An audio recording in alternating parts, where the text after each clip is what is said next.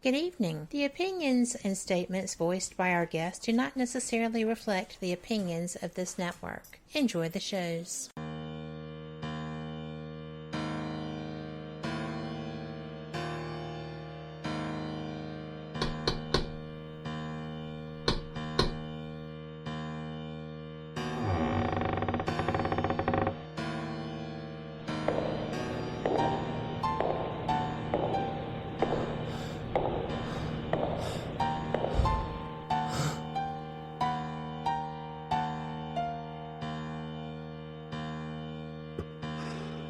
We've been expecting you.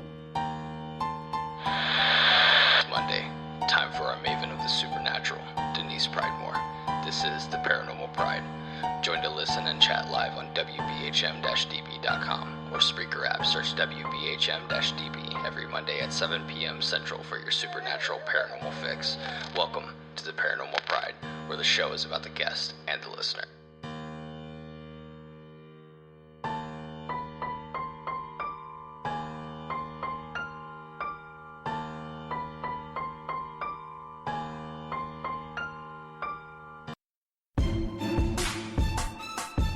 You are listening to WBHM Digital Broadcasting, the best in paranormal talk only on Paranormal Experience Radio. Broadcasting live out of Birmingham, Alabama.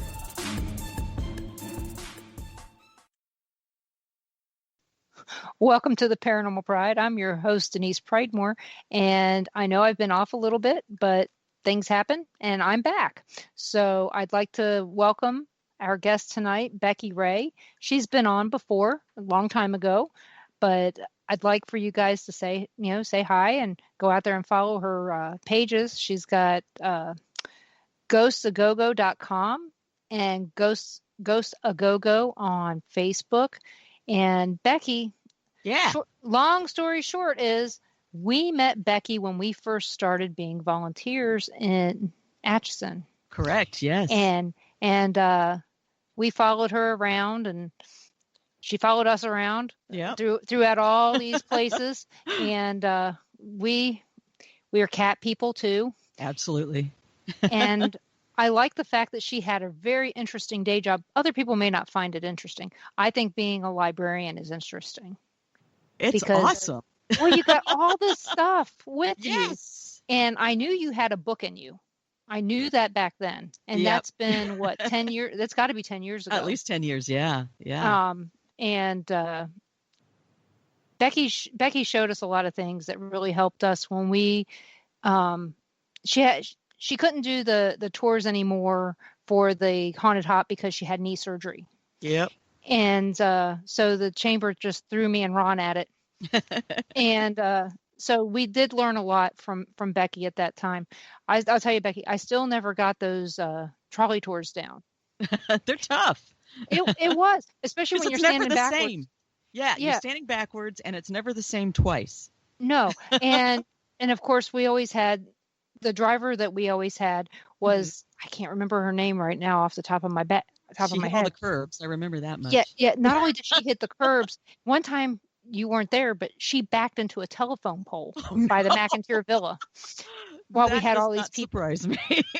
But the thing is she always begged to do the Haunted Hops. Yeah. She wanted to do, but so we ended up better than with Larry, because with Larry would sideswipe cars. So I'm thinking at least an inanimate telephone pole that you're not really doing any damage to isn't that bad. Not as or big even as a curb claim. Well, I don't know how many times they worked on those trolleys because of accidents. Oh yeah. But and those roads are narrow. Yes. And people were parking on both Always sides. parked on the curbs on both sides. So, but yeah, it was an amazing time to be part of all that. And like I said, I thank you so much for that. And because of you, we also met Kansas City Paranormal. Right. Yes. And we're still friends with Jan and Stephanie. That's great. And I'm still friends with James as well. Excellent. Of course, you can't go wrong. I mean, James Myers. That was my grandfather's name. Oh, yeah? And what was strange is when I met James, I told him, yeah, my grandfather, that was his name. And he goes, really? And I go, yeah. I said, he's the guy who murdered my dad. And he was like, what? What? And James, after that, of course, he remembers that every time. I bet. Same name as this guy that was a murderer.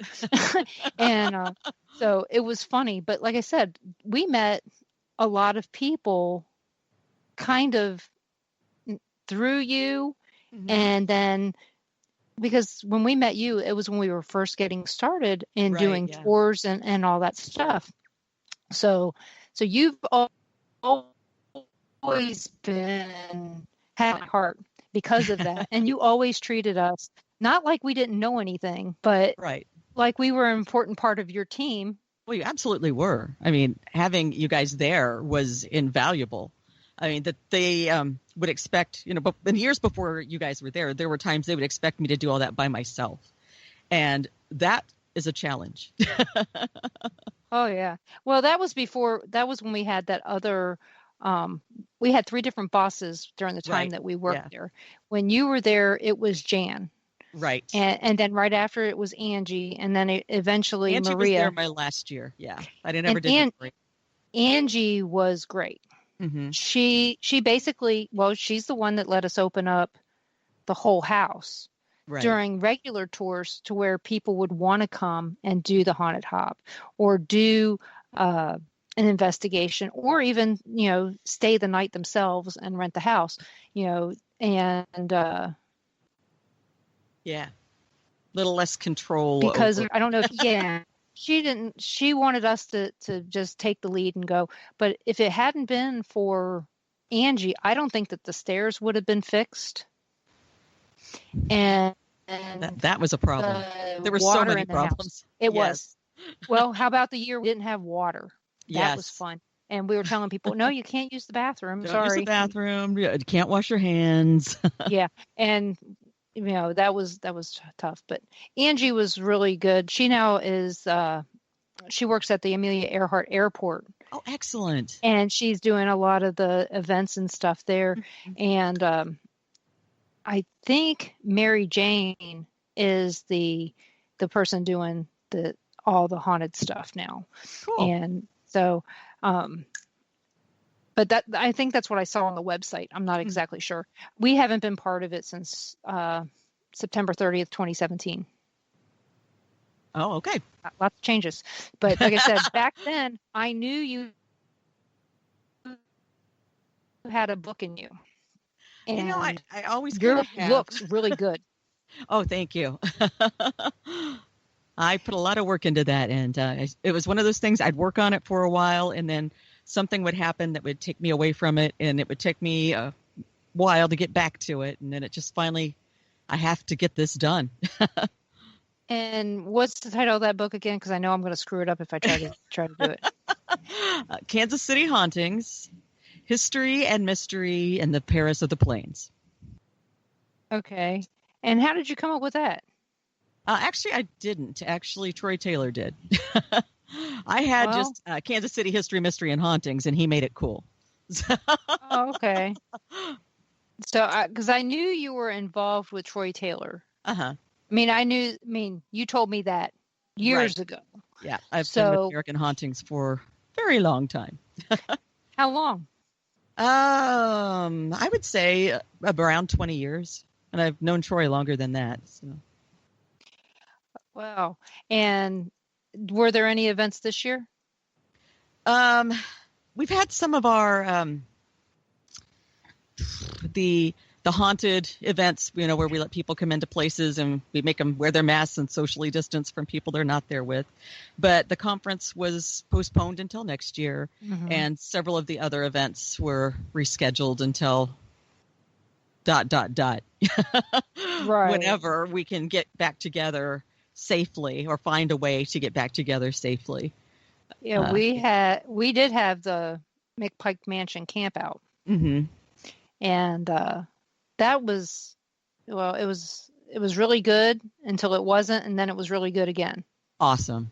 Things, it always happens that way. It's, up and down, up and down. Yeah. But we did miss, the buses coming at, I bet. Yeah. at 1, and we would always have one that would come at 1 and one that would come at 3.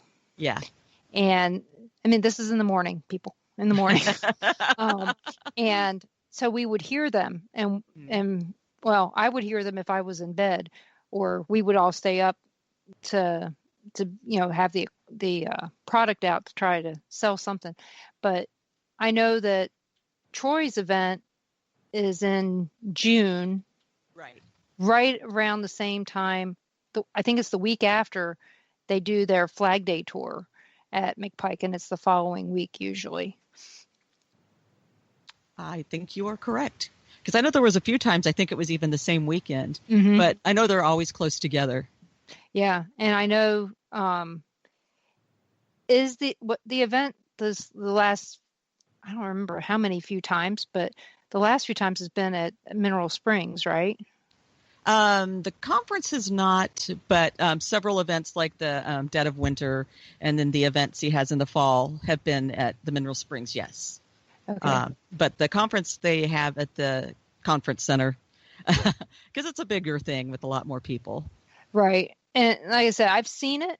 I've just haven't made it to that. Oh, it's a great time, and it's always very fun with really interesting speakers. I saw the speakers a couple years ago, because it was not long after the event that Mike Ricksecker, Haunted Road Media, does. He was doing that the first weekend in June, or the second weekend in June. This last year it was supposed to be June 13th and 14th, and we're always, for some reason, my birthday weekend, we've been in Alton for the last at least 11 years almost. Wow. Well, because they used to do the summer camp out with the families, and so we went and we volunteered for that. But back 5 years ago, she stopped doing them when Ron and I were the only ones that showed up and paid. Oh.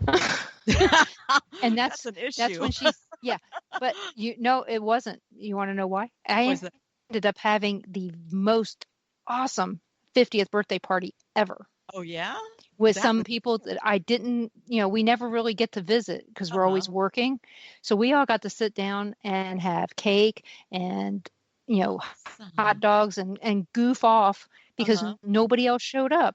So we made a really good time out of a not so great situation. Yeah. And we still camped out. All the people, all the volunteers that showed up, we just all camped out and had a great time. So, I just wish everybody could have come to this camp out that we just had, because it's the last one. There will be no more unless Sharon decides that she wants to. But at this point, it's the last one. Yeah. Well, getting older, but no, I get it. But you've watched. I get excited about, and it's like, oh, I don't think I can do that anymore. Oh yeah, but you've watched. I mean, since you've been part of Troy Taylor's events, he's been doing events there for a really long time. Yes. And so you've actually watched the mansion change absolutely over time. Yes, definitely. And so how much work has gone into that. Yeah. There was a time that it looked like a strong wind might take it down. Yes, especially the sunroom. Because there was no room, only sun. But now you can actually go in. You can see when they open the front door, to the staircase. Oh. It looks very open now, and all the doors are done, all the windows are done, and now they're working on the overhang from the porch, so the eaves. They're working on that. That's and so exciting. And putting the corbels back up on the what side of the house is that? I'd say it's the north side of the house. So it'll be good. It'll be pretty soon. That thing will be completely and utterly waterproof. That's fantastic. So I remember when you couldn't even go inside. It wasn't safe at all. Yeah, you still can't go inside. It's still condemned. But it's getting closer and closer to getting off the condemned list. That's so great. It is. Some of the floors have caved in above the wine cellar. Uh-huh. So, and that's where we store a lot of the stuff, and you can't go so far, or you're sliding into the wine cellar a little bit. And so, but yeah, you've seen it, so you know how much work has gone into that. Yeah. And it is just amazing to see that. And I wish every place that could be saved. Right. I think it's a matter of the right people with the dedication. Because I think some people, their eyes are bigger than their wallets. They're not thinking realistically. They think, I'll get this and fix it. And then they get it, and it just gets worse because they lose it. And, it's just been really great for McPike that the right people have been there for it. Yeah. And I know you've heard Sharon talk about when they bought it and how Amanda was going to eat, bread and water. Now they only have bread and water on Wednesdays and things like that. Right. Amanda was actually at the event this time. Oh, she excellent. hadn't been, she's always been working, so she never got to actually be at the event. So for her, it was good for her to see how much work goes into it, and that her parents aren't just left there to flounder. She did not realize how much work any of us did. Mm-hmm. And like me and Ron, we put up all these tents, not just ours, but if somebody has a problem, we're helping them. Yeah. Yeah. And so, but like I said, Amanda did not realize how much work actually went into it. So I was glad she at least got to see the last one to see what we've been working on. Been going on through the years. Well, Ira's always there. I don't know if you know who Ira is, but it's Sharon's grandson. Okay. We've known him at this point since he was just started walking. Oh, neat. And I mean, I can't even believe that, when you think about it. It's just like you. I can't believe how long we've known you, and we never see each other, and you just live right in town. But which metropolitan library do you work at? I work for the Mid-Continent Public Library System. That's what I meant. Yeah. I'm out at the Buckner branch. All the way out in the suburb of the suburb. Well, but it's kind of neat out there because you really see a community that has a need for the library. They don't have a community center or anything, so the library has kind of been that for them. And this whole COVID thing has been, I think, pretty rough. Yeah, I know it definitely has, because for Lewisburg, that's how ours is. Yeah.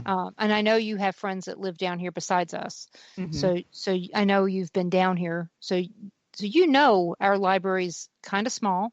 But it is a big part of our community. And in fact, we actually spoke to the library patrons on October 4th at the park across the street from our house. Oh, neat. I don't know why they picked the park, other than I said, well, we live right across the street from it. They want to make sure you were there. Oh, yeah. Oh, look, there's people over there. We should go see what they're doing. And it was fun, other than the fact that there wasn't very many people that showed up because there was another event going on the same night. Yeah. But they didn't know. With it being an election year, there's all kinds of events going on that not everybody can keep track of. Yep. And speaking of election year, everybody who hasn't voted needs to be prepared to go vote tomorrow, and to be prepared in Kansas City anyway to wait in line. Yes. If you come early in the morning, it's going to be chilly, but later on it's going to be sunny and 70. So just be prepared for that. As long as you're in line by 7, they can't turn you away. That's right. So we have to find a way to get you into the building. Oh, so Ron and I are working the election in Miami County. So, but yeah, you've got, as long as you're there by 7, we can't kick you out. We'll have to find a way to social distance you inside of whatever building you're in. And, that's it, but just bring your patience and do not wear any electioneering gear. Like, don't wear your Trump shirt, don't wear your Trump hat, don't wear your Biden shirt, don't wear your Sharice Davids, whatever. Don't wear it, because we're going to make you turn it right side out or at right side in, and your other stuff's going to go in the car. It's the way it's going to be. But at that, The reason I said that was because we're coming to break. So remember, everybody, vote tomorrow. You're listening to WBHM. You're listening to WBHM-DB.com, and we will be back in just a couple minutes.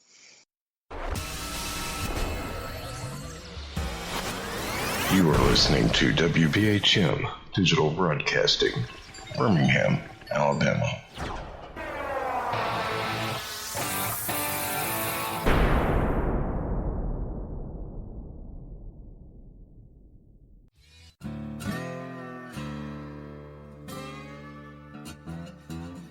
Oh, come on. I'm Southern, but... Nope. That'll do. Hello. I am Kat Hobson, host of Paranormal Experience here on WBHM Digital Broadcasting out of Birmingham, Alabama. I enjoy having guests from all areas of the paranormal, from ghosts to ufology to cryptids and beyond. You'll find some of the best researchers in their fields bringing you some great information. Join me on Wednesday nights from 8 to 10 p. Eastern here on WBHM Digital Broadcasting.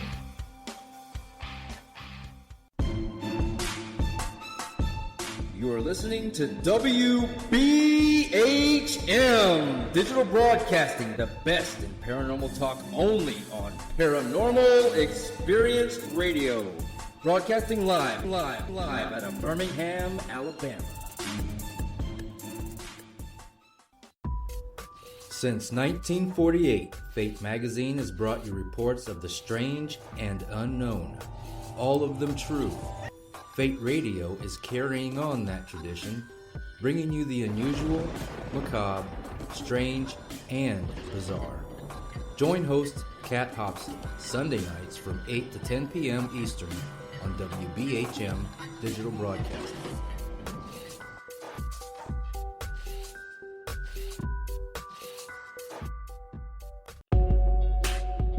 You are listening to WBHM Digital Broadcasting, the best in paranormal talk, only on Paranormal Experience Radio, broadcasting live out of Birmingham, Alabama.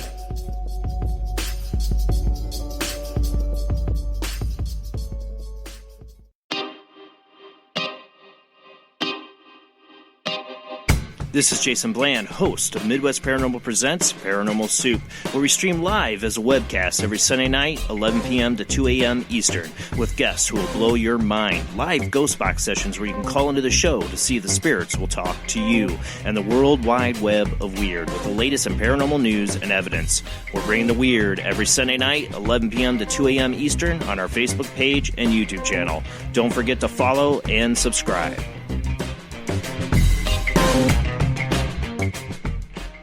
Thank you for listening to WBHM Digital Broadcasting out of Birmingham, Alabama. The time is 23 minutes after the hour.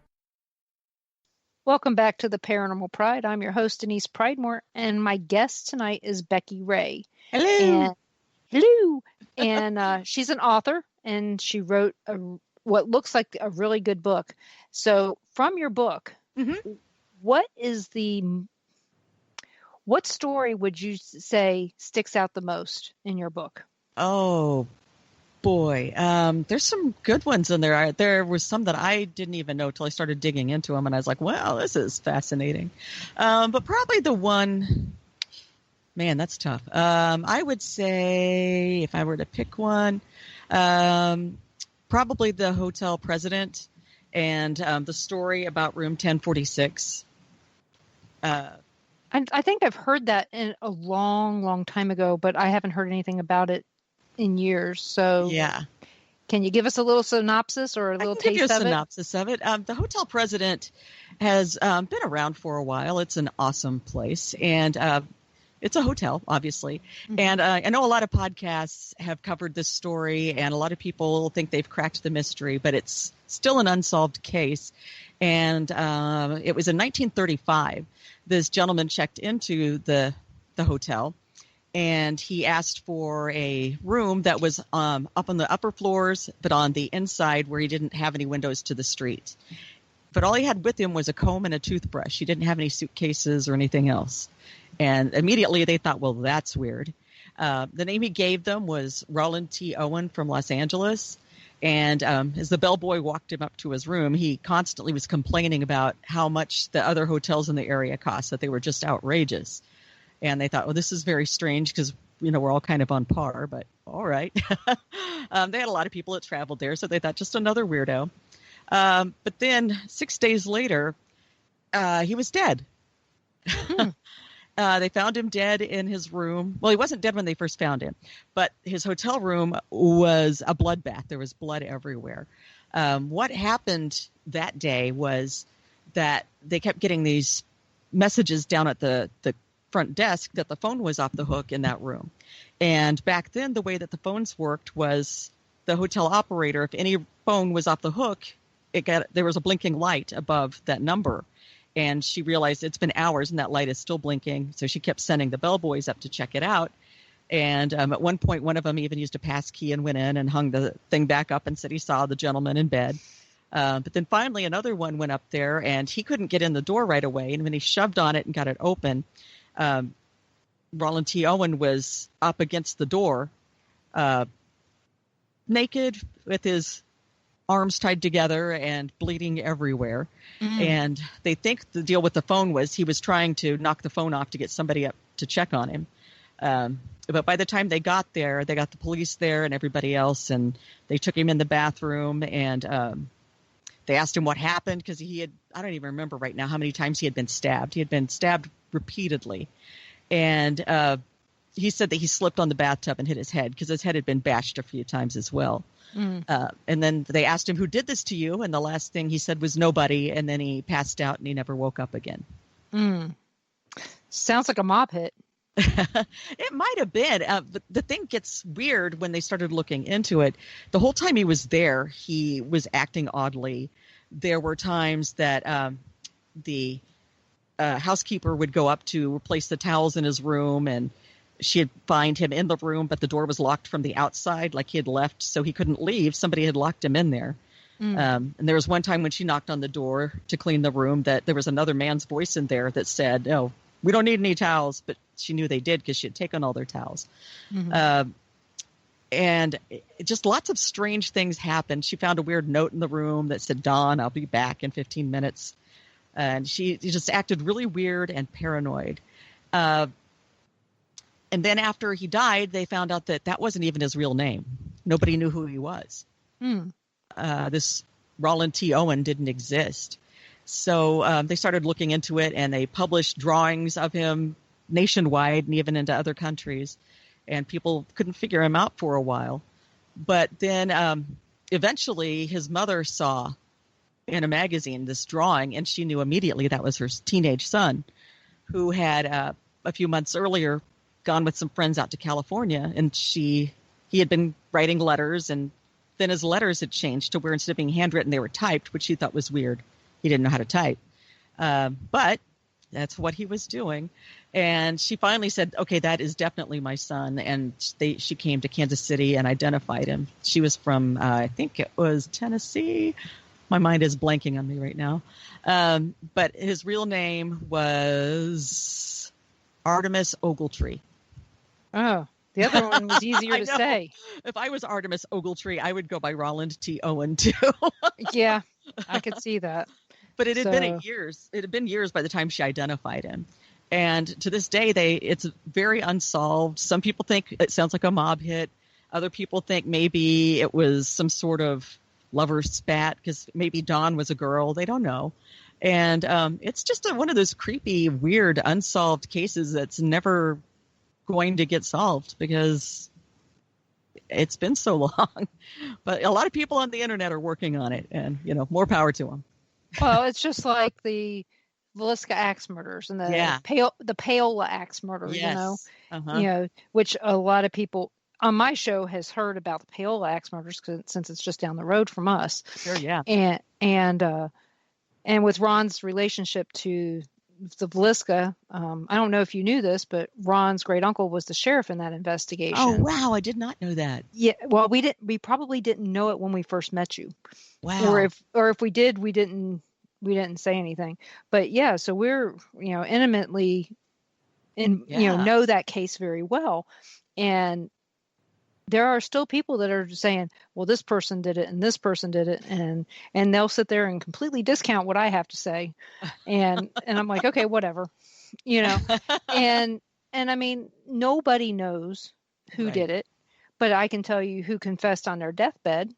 Ooh. And I can tell you who went to jail for doing the same exact thing to his own family. And, that kind of stuff. Yeah. But, and then we got that book, the guy from KU, The Man from the Train. That's a stretch. I read that book and it just seems like a stretch. Yeah. Because he came at it statistically because he's a baseball sports person. So he's really using statistics, which is an interesting way to look at it, but that's not how you solve a crime. No, I read it because, first of all, because it was related to a really good book. The murders. It's fascinating. Yeah. It gives you a different option for solving the crime, but I don't think that the two are correlated because there was too many things that happened right around the same time that were too far away from each other. Yeah. There are some people who came to me and said, well, is it possible that it was H.H. Holmes that did these crimes? I said, no, because of the fact that it's not his MO. He was too surgical. He made them come to his house. He didn't go to their house. Yeah. Well, and when he did go to their house, he took them to somebody else's house. And Jeff Mudgett, he saw some of, heard some people saying that as well. And he kind of blew him out of the water with his theories and his knowledge of his great grandfather, and he's finally letting all that go, the H.H. Holmes stuff, and he's going to work on something different. But it's interesting to see other people's takes on it because it's just, it's an opinion. Yeah. And just like anything else, everybody has one. And sometimes one is not better than the other, but some make more sense than others. Right. Logic. After we first met and we started doing the tours, I eventually turned those tours into making people think about what, they'd come to us. And I know they did this to you for years. Was there really a Sally? And it's like, no. And they go, how do you know that? I said, because I looked at every death record from 1905 to 1907, and there's nobody that died from a botched appendectomy in this house. Right. Yeah. Or in the house next door, and nothing that he signed on a death certificate for the Dr. C.H. Finney signed on, or C.C. Finney. Nothing he signed. And, we went through all this. I have probably more than enough material to write a book on the Sally house, just on the facts, not the, probably more than enough to write it on the legends too. But the legends, to me, I don't know about you, but the facts are just much more interesting than the legends. I find that about a lot of places. The legends people don't want to let go of just aren't that good. And the truth is so much more disturbing and interesting than what people want to believe. And it's, come on, the creepy stuff's over here and the truth. Yeah. And I know knowing you, that you probably went into some of the legend just to give some area for people to look at, and then you went straight into the facts and explained these are the things. Like I said, I haven't read the book, but I will read it because I have a whole collection of Kansas City books. Right on. And I like I said, knowing you, I know that you would have gone into the facts, and since you have access to a lot of that just during your normal work day.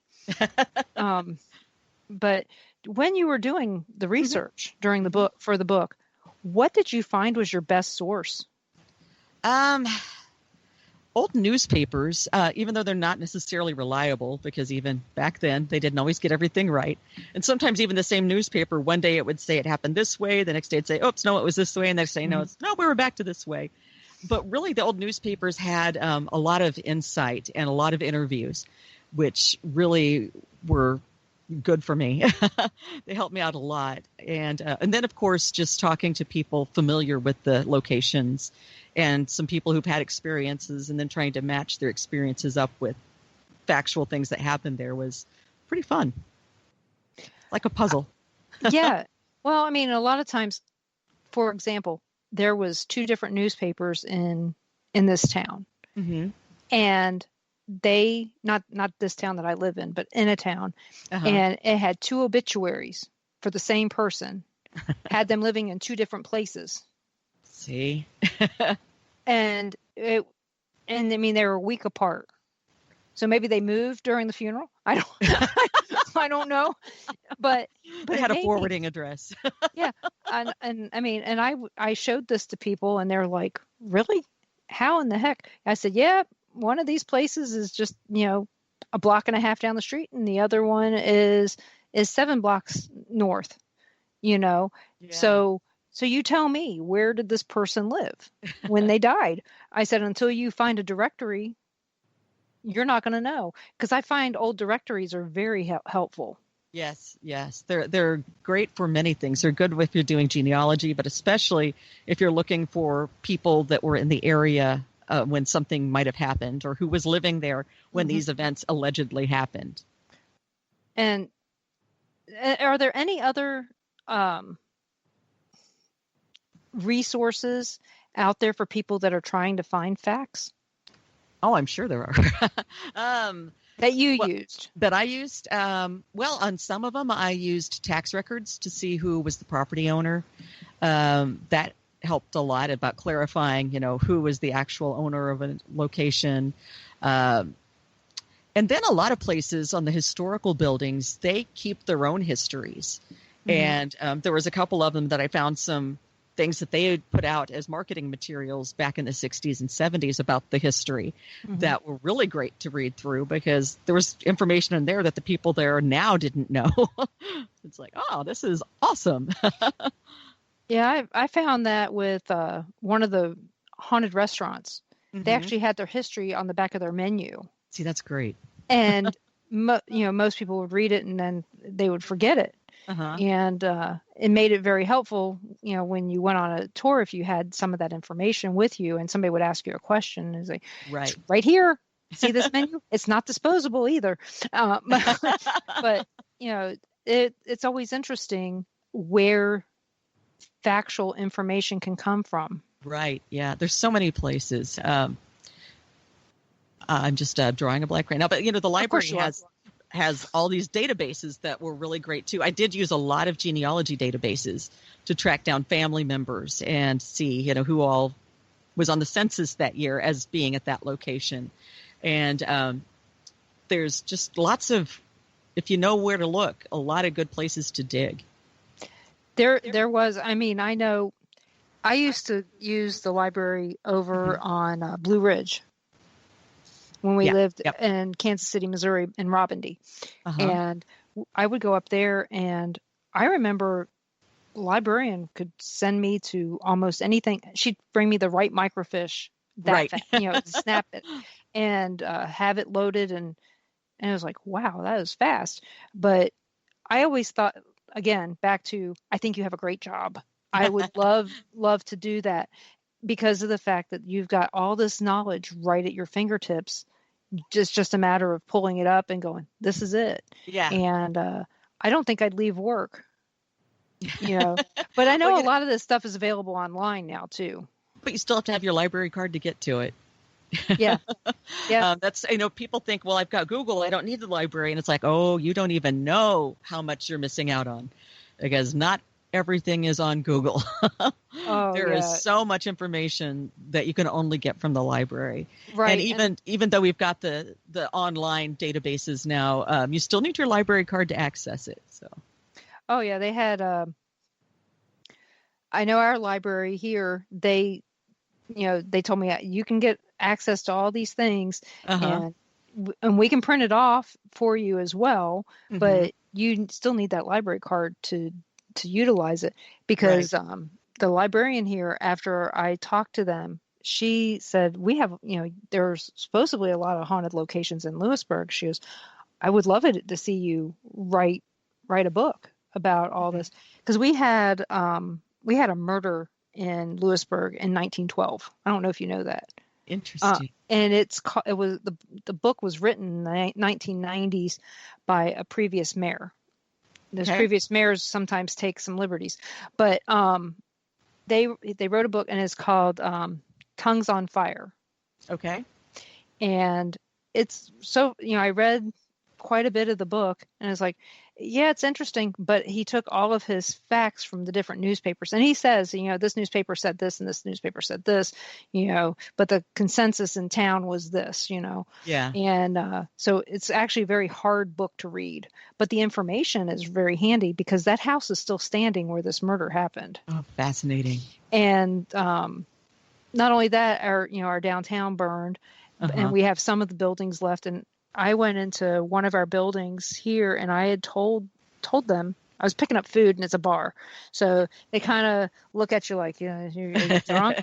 I told them about a spirit that they had there, and one of the waitresses there actually babysat my youngest at one time with her parents down the street, and she goes, "You're right, I've seen her." It was a woman that I was seeing, and she's like, "How did you know?" And it's like, "Well, she's standing right there. I mean, I don't have to know anything. She's standing right there. She's not talking to me, but she's there." And so they did not know that they're, well, the waitresses knew, the owners didn't. It used to be our hometown pizza. It's now been like 3 different bars, keeps going out of business. So there's got to be something. Yeah. And, but when I was reading that book, it put some things in perspective of how Lewisburg used to be back in the 1880s. And some other things, they did a 150 anniversary magazine. And I didn't know that one of these buildings that everybody uses for all kinds of different things used to be a gas station. Oh, interesting. Yes. It used to be a Skelly gas station. I didn't know. But then the little roundhouse that's behind our house, which is a town landmark that they keep moving around. Somebody said something about it to us, and I said, "Well, my ex-son-in-law's grandfather used to own it when it was a gas station." And they looked at me like, "We don't have that in here." I said, "Well, that's what he told us." I mean, and I gave them the name, and they were like, "Yeah, he did own it." And I was like, "Well, it was a gas station then," or it was a car lot. It was the building used for a car lot at one time. Yeah. Now it's just a pain in the butt in my back near my backyard.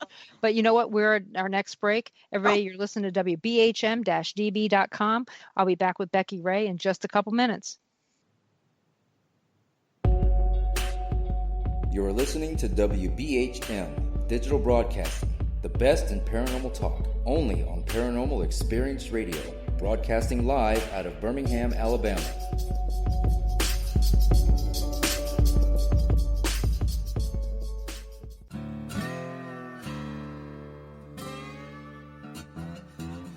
Oh, come on. I'm Southern, but... nope. That'll do. Hello. I am Kat Hobson, host of Paranormal Experience here on WBHM Digital Broadcasting out of Birmingham, Alabama. I enjoy having guests from all areas of the paranormal, from ghosts to ufology to cryptids and beyond. You'll find some of the best researchers in their fields bringing you some great information. Join me on Wednesday nights from 8 to 10 p. Eastern here on WBHM Digital Broadcasting.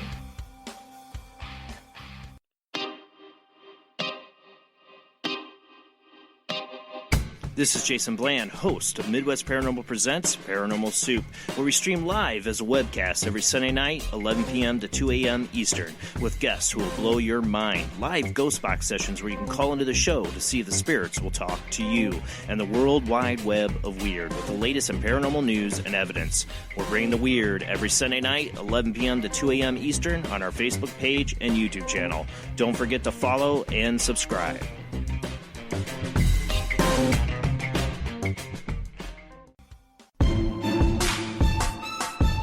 You are listening to WBHM WBHM Digital Broadcasting, the best in paranormal talk only on Paranormal Experience Radio.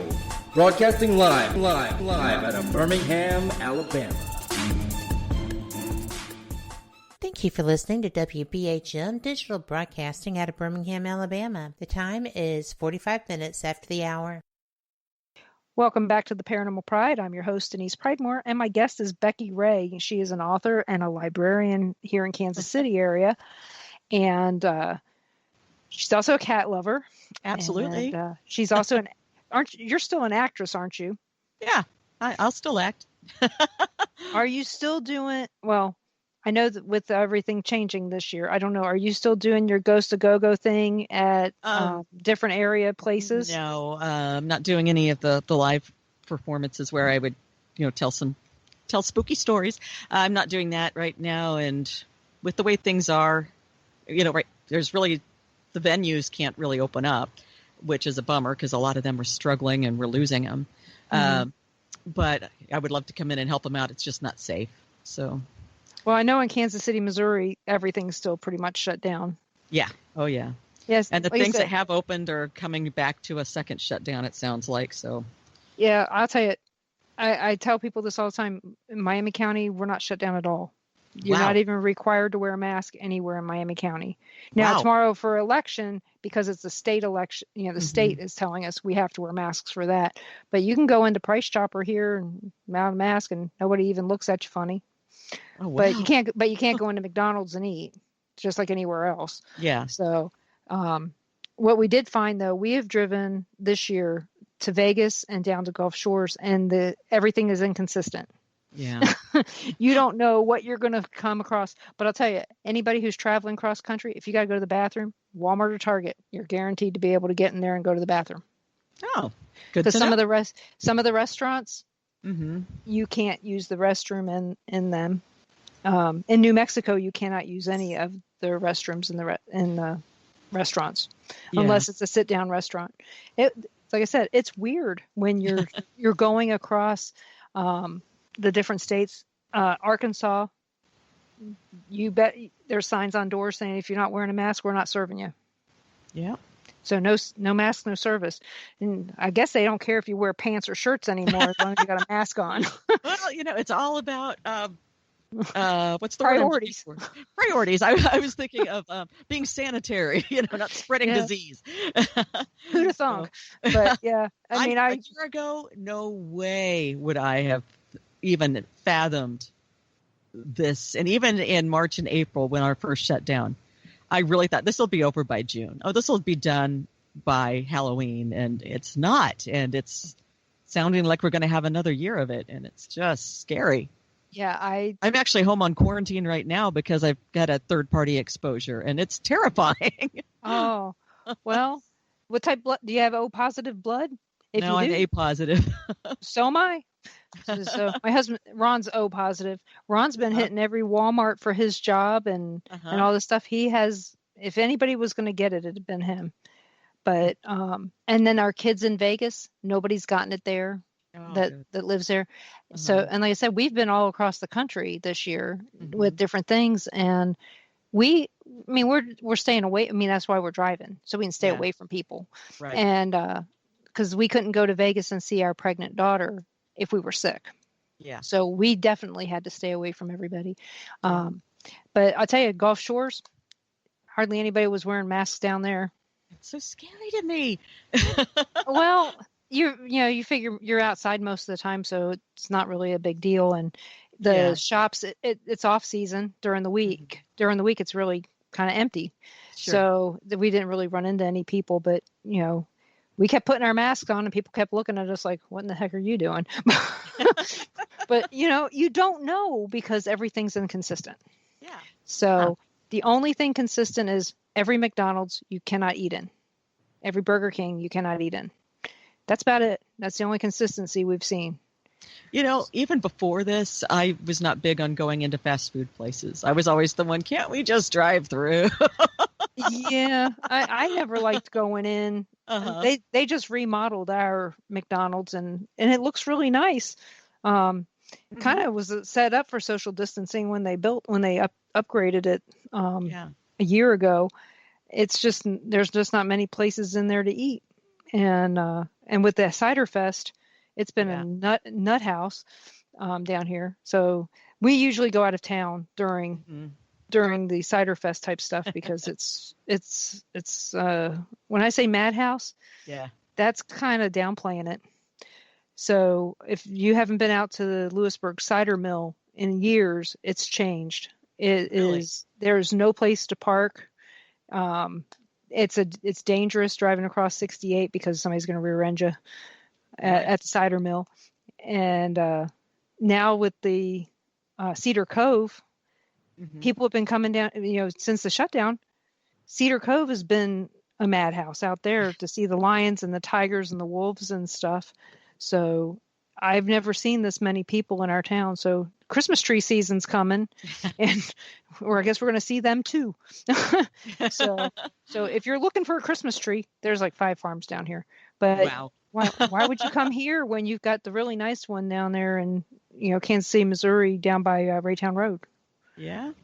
So I don't even know if you know where that one is, but it's not far from Longview College. With my cats, we gave up on having a tree. Yeah, we did too. Our last few trees. Decorate a pole.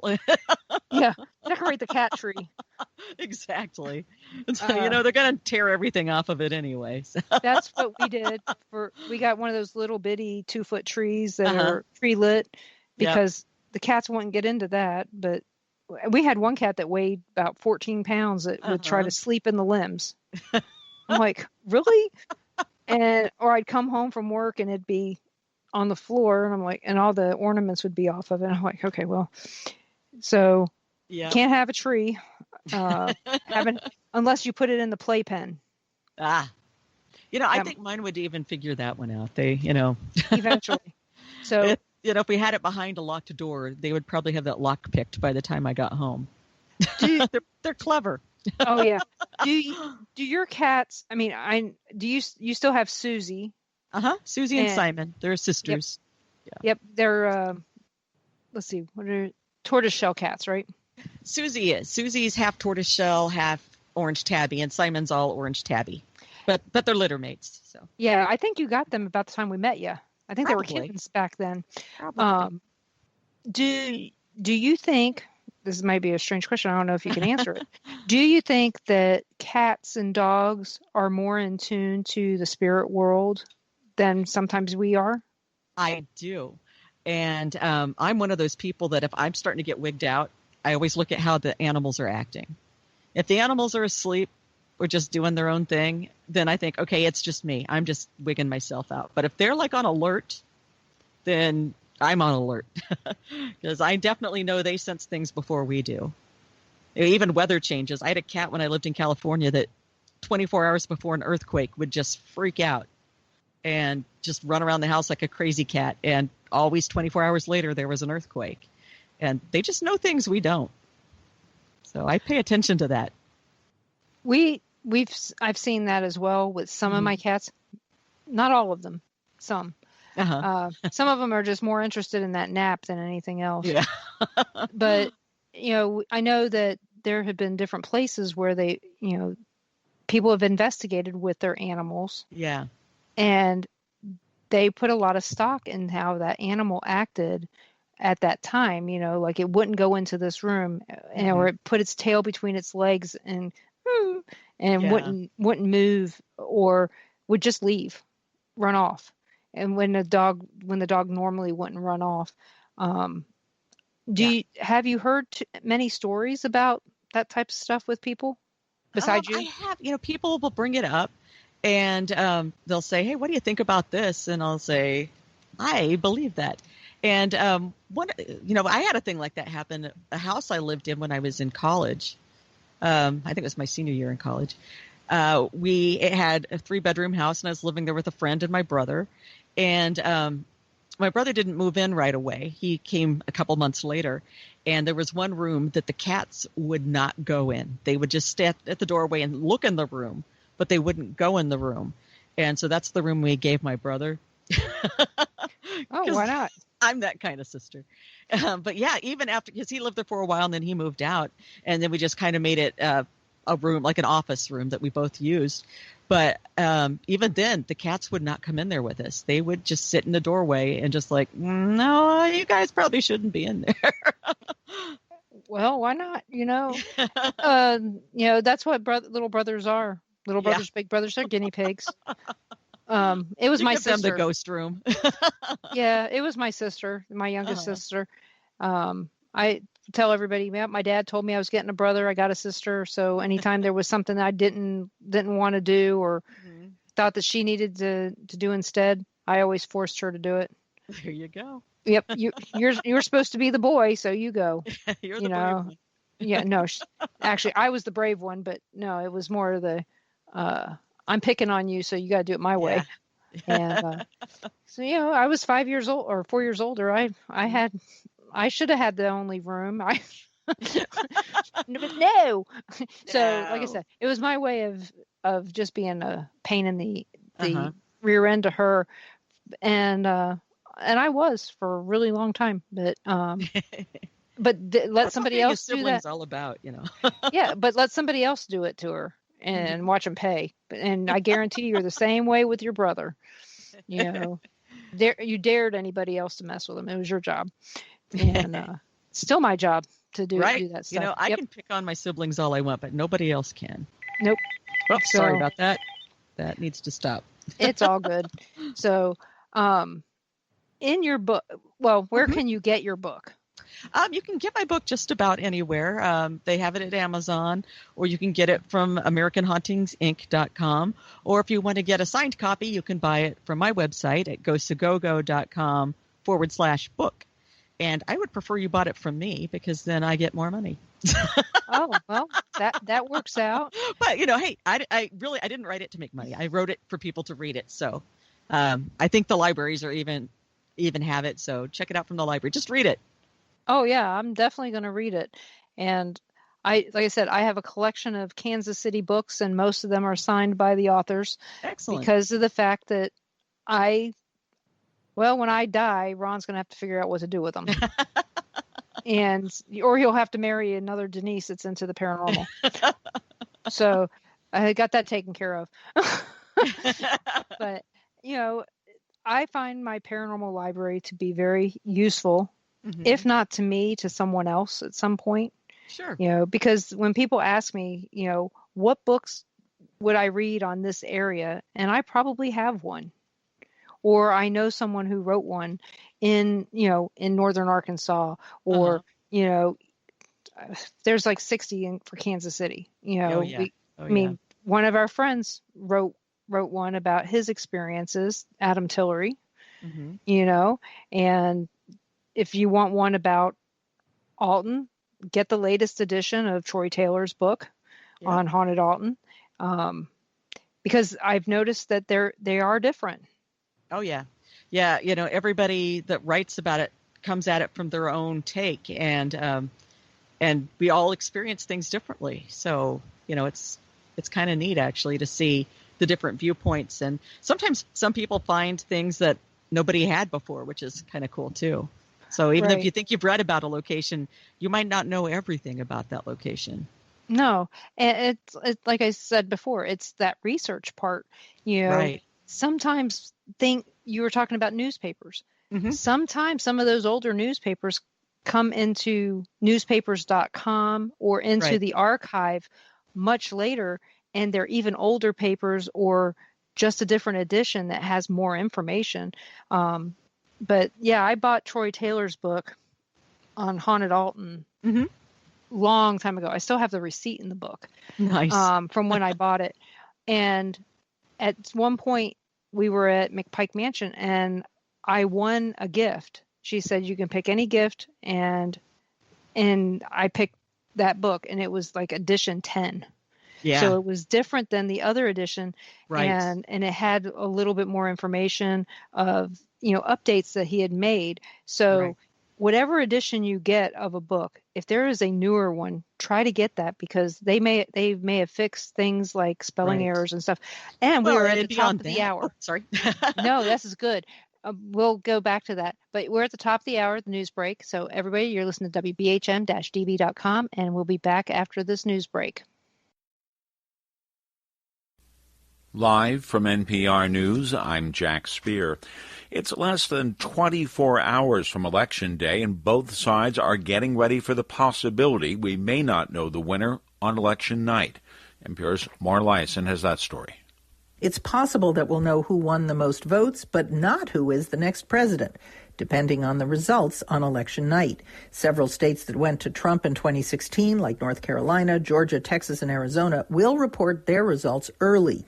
If Biden wins just one of those, it will become almost impossible for Trump to win. But if Trump hangs on to those states, then the election results will turn on the later counting states, like Michigan and Pennsylvania, who will report their results in the hours and perhaps days ahead. Maura Liasson, NPR News. As Election Day approaches, the candidates and their surrogates have been blitzing the country in a final get-out-the-vote effort, each candidate arguing that he is the one better positioned to steer the nation through a once-in-a-century pandemic and the worst economic contraction since the Great Depression. Speaking on behalf of Democrat Joe Biden in Atlanta today, former President Barack Obama said it's time for change. After 4 years of failure, you have the power to change America. Tomorrow you can put an end to the politics that tries to divide a nation just to win an election. Obama saying Biden, his two-term VP, was in the room for every major decision. Meanwhile, incumbent Donald Trump is holding 5 rallies today, appearing in Pennsylvania, North Carolina, and Wisconsin. Texas has now overtaken California as having the most coronavirus cases in the nation. That's based on the latest data from the Johns Hopkins Coronavirus Dashboard, which says that as of yesterday, Texas had more than 937,000 cases, roughly 1,000 more than California. Health experts caution the actual number of coronavirus infections is likely much higher, since many people have not even been tested. Hurricane Eta is quickly gathering strength into a major storm threatening Central America, as NPR's Carrie Kahn reports. Eta gained rapid force in the last 24 hours and is expected to hit land in northern Nicaragua.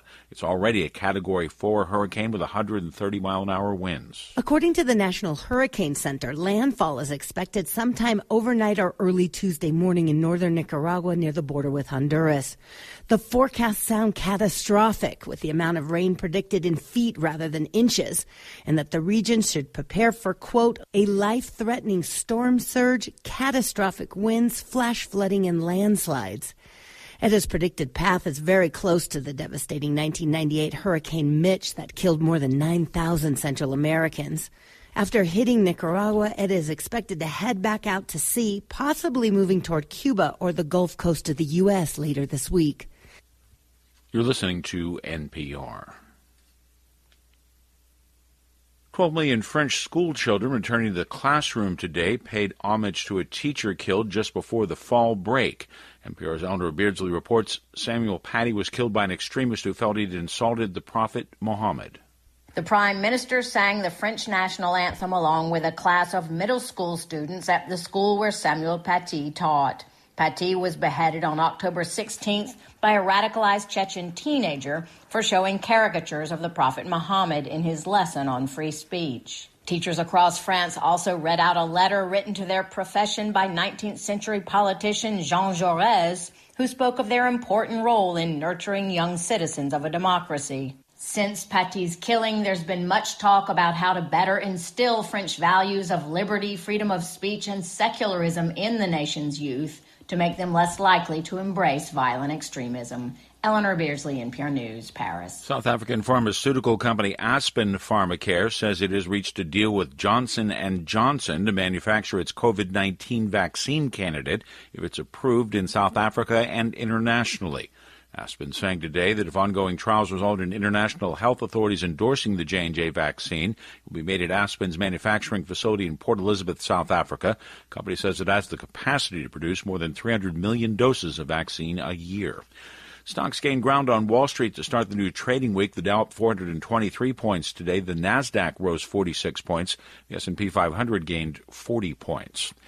I'm Jack Speer, NPR News.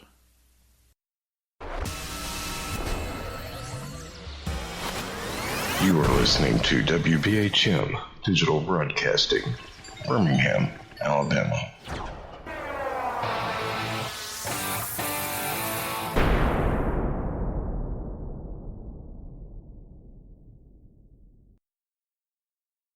Welcome back to WBHM Digital Broadcasting out of Birmingham, Alabama. The time is 5 minutes after the hour. Welcome back to the Paranormal Pride. My guest tonight is Becky Ray. And now we're going to really ask her some questions, and we're really going to put her to the test. But if you guys have any questions, please put them in either of the chats, and I will make sure that she answers those questions if she has an answer for us. And you know how I love all your questions. So one of the questions that always comes up in our chat rooms is, how do you feel about dowsing rods? I think they're a tool, just like any other tool, and in the hands of a person that knows how to use them, they can be effective. But I think for someone that is new to it, they don't realize that they're controlling it subconsciously. But then again, that could be like, with they say with Ouija boards that your subconscious is what actually, you don't realize you're doing it, but you're subconsciously doing it. So maybe, it's the same sort of thing with the dowsing rods. I've seen some people get some really interesting results with them, but then I've seen some other people where I can actually see them tipping, but they don't know they're doing it. Just say, hey, So actually, it's a tool, and you've got to know how to use the tool properly. I have seen some people that do that without even realizing it. I've stopped. I have a collection of them, but I don't really use them very much because I already know the answer usually. Yeah. So why waste my time? Yeah. Usually dowsing rods are for somebody else to see what I'm seeing or hearing, but other than that, do you believe that they can be used to find things? I do, because that's actually how I first heard of them. My grandfather I think he called it witching. He'd go get a Y-shaped tree branch, and he would use that to figure out where to dig for water, to dig a well. And he always did it. Yep. Called water witching. I remember that. And one of my family members on Moonshiners. Tim is my cousin, distantly, and he actually used them to find water in Virginia for the distillery. And it was a little deeper than he would have liked, but he didn't try to find out how deep he had to go, but they did find water, so that's good. I know that a friend of ours, Gary, he has used them to find unmarked graves and some other things as well. But I will tell you, you cannot use a dowsing rod to find a dowsing rod. Because I lost one in Springfield, Missouri, and I guarantee that the poor guy mowing the graveyard really pretty irritated when he found it. No. So needless to say, I was really upset that I lost it, and he's going to be really upset when he finds it. He's going to have a worse day. Yes, he is. But that's a whole different problem. Now, if he found Gary's, that'd be a whole different ball game. His are industrial strength. But when you investigate, what is your favorite piece of equipment? My favorite piece of equipment is my eyeballs. I have all the tools and gadgets and things that bing and light up, and ultimately I bring cameras. And I don't bring the cameras to necessarily catch a ghost on film, but to document the investigation. And if all of us have a reaction to something and I get that on video, that's pretty awesome to see too. So I'm pretty camera heavy, and then just being there and paying attention to what's going on. I'm sure people who have listened to me talk have heard me say this millions of times. One thing that really annoys me that I think a lot of people have picked up from watching the paranormal TV shows is if they've got devices that light up and blink. On the TV shows, they focus in on the blinking lights, and everybody stops and stares and talks to the blinking lights. But what the blinking lights are supposed to do is tell you that something's happening in the room. And so when your devices start blinking, you should actually be looking anywhere except at the device because something's making that happen. Look around to see what's going on. And I always compare it to a doorbell. It's like if someone comes to your house and rings the doorbell, you don't run to the little box that made the sound. You go answer the door. And that's what I think people need to do. And so I kind of just went away from that stuff and just kind of try to experience and see what's going on more than depending on a device to let me know when to pay attention. To pay attention all the time, not just when something's blinking. Yeah, since our doorbell is broken, we try to figure out why in the world is that thing ringing? And it's usually because somebody stuck their finger in there, and then we're saying, "Oh crap, they're going to get electrocuted." Yeah. But yeah, we covered it up a long time ago, and people still get their finger in there and still ring it. And I'm like, okay, what in the world? But that's a very good point. Uh-huh. I know that people are always staring at the K2s and the millimeters and the REM pods.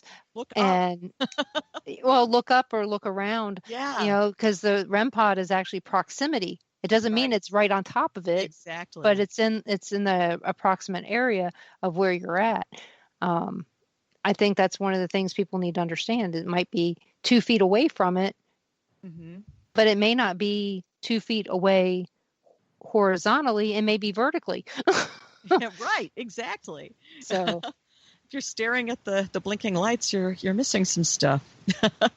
that's true. Have you ever witnessed anybody finding a portal or knowing that there is a portal in a location? No. I have been places where people have been told there's a portal, but I've never found any evidence of one. Other than personal experience where people say, well, this is here, but when I'm there, I've not seen it or experienced that. We have a couple places that are that seem like there may be a portal, but it may not be a portal. It may just be a spirit that's with those people that came in. Right.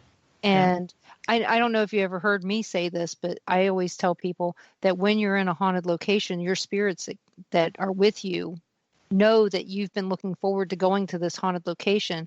And sometimes you're picking up on your own spirits when you're at a place, not necessarily the spirits that are at that location. Right. Yeah. Very true. Because, true.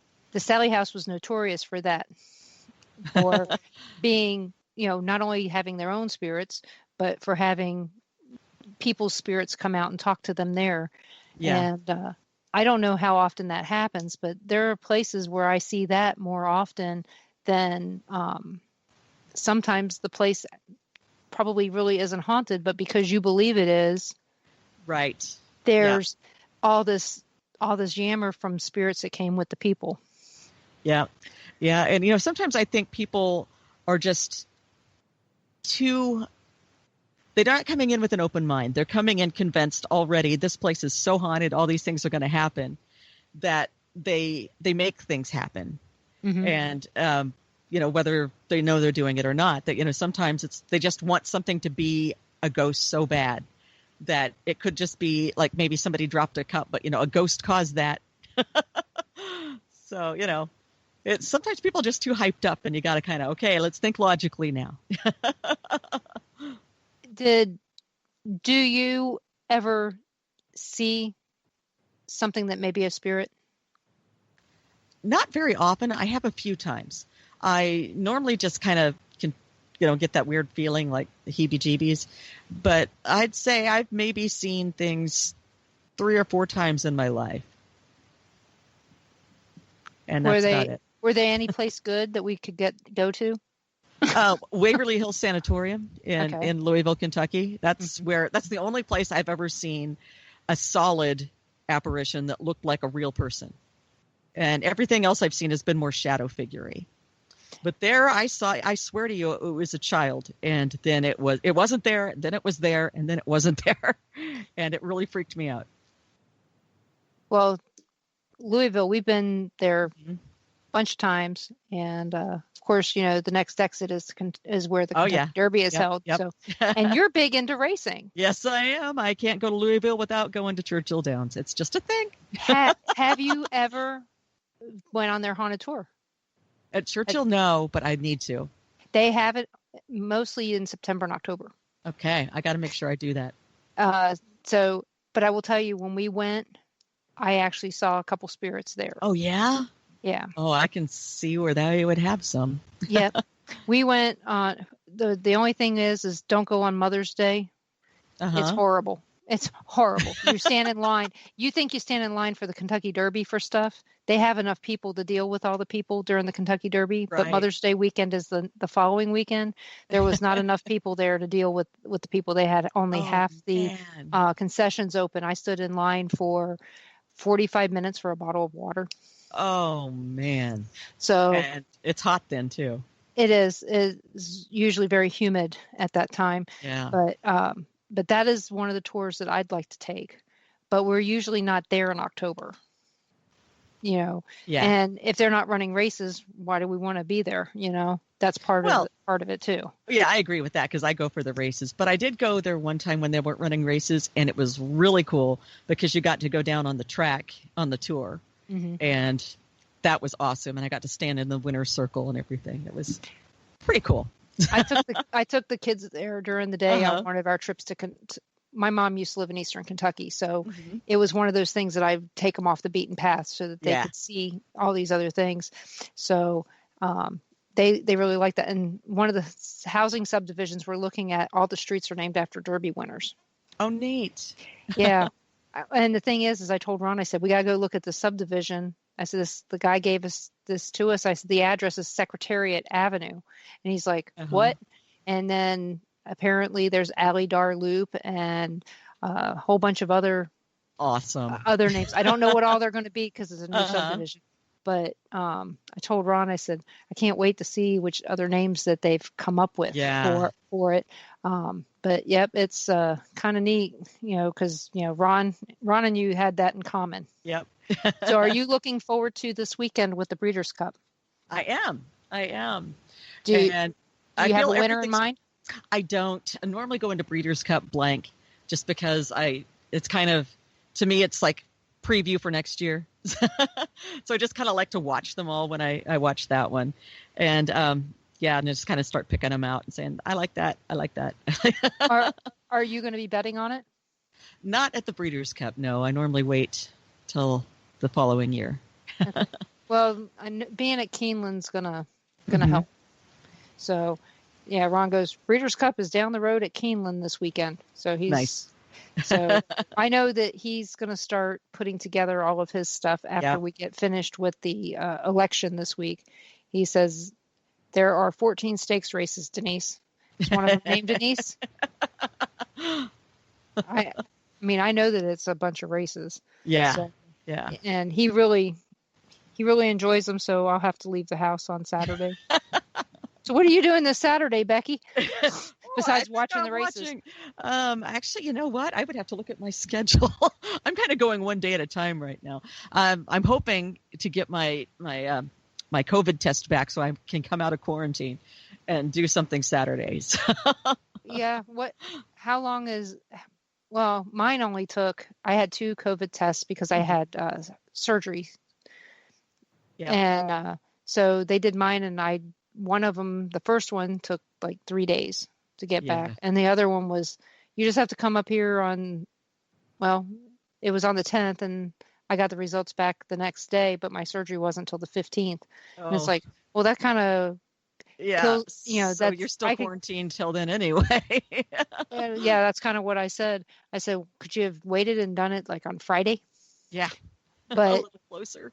Yeah, they did it on Wednesday, and my surgery was on Monday. But you know what? We're coming up onto our next break. They always go so fast. It does. It really does. And when I say the show's 2 hours and we got this break, and this break, it's like, it doesn't seem like it's that, it seems like a long time away. It's not. It's really close. But hopefully maybe some people have some questions and we can talk about some of this other stuff. If not, I have tons of them. So is there anything you want to talk about? My book. Buy my book. Yes. Yep. So we're going to go to break. So you're listening to WBHM-DB.com. We're out of Birmingham, Alabama. We'd love for you to come and check out some of the other shows on the network. We have shows on Wednesday, Paranormal Experienced with Kat Hobson, and we have Teal Gray on right after that. I don't remember the name of the show, but it's really good. And on Thursday, Paramysteries, and then on Thursday we have Peter Paranormal Spectrum. Is that what it's called? Full Spectrum Radio. See, I listen to all these shows, but I just can't ever remember the names. And then we have on Friday night, we have Shelley with her Ghost Talk Radio, and with 187 PI. See, I do remember that.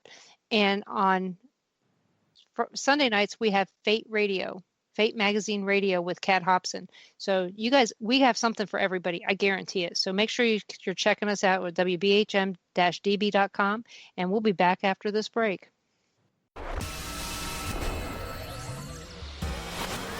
You are listening to WBHM Digital Broadcasting, Birmingham, Alabama.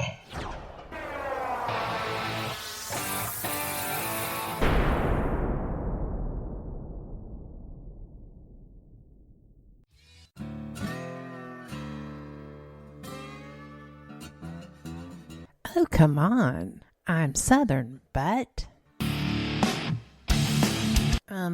Nope. That'll do. Hello.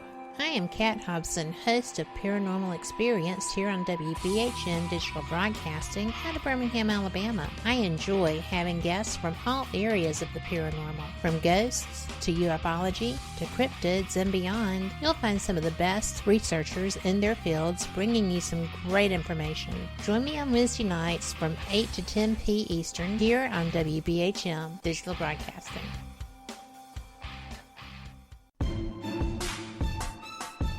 You are listening to WBHM Digital Broadcasting, the best in paranormal talk only on Paranormal Experience Radio. Broadcasting live out of Birmingham, Alabama. Since 1948, Fate Magazine has brought you reports of the strange and unknown, all of them true. Fate Radio is carrying on that tradition, bringing you the unusual, macabre, strange, and bizarre. Join host Kat Hobson Sunday nights from 8 to 10 p.m. Eastern on WBHM Digital Broadcasting.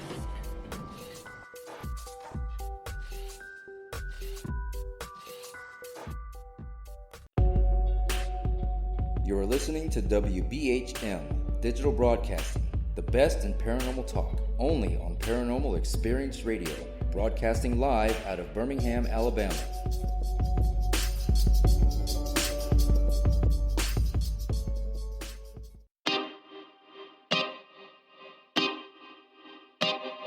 This is Jason Bland, host of Midwest Paranormal Presents Paranormal Soup, where we stream live as a webcast every Sunday night, 11 p.m. to 2 a.m. Eastern, with guests who will blow your mind. Live ghost box sessions where you can call into the show to see if the spirits will talk to you, and the world wide web of weird with the latest in paranormal news and evidence. We're bringing the weird every Sunday night, 11 p.m. to 2 a.m. Eastern on our Facebook page and YouTube channel.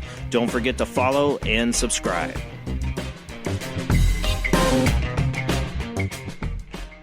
Thank you for listening to WBHM Digital Broadcasting out of Birmingham, Alabama. The time is 23 minutes after the hour.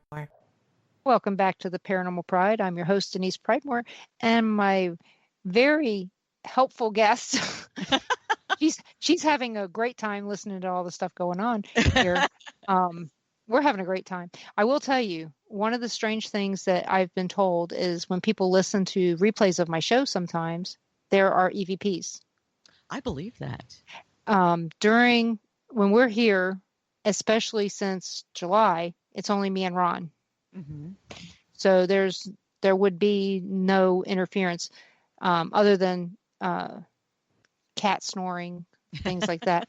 So, I mean, I kind of remember what's going on at the time, who's in the house. So if somebody tells me something and I can't, I'll tell them, hey, tell me where, and I'll go listen, and I'll tell them, I'm sorry, but the kids were home.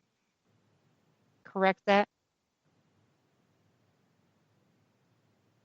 Cats snoring, not cat snoring.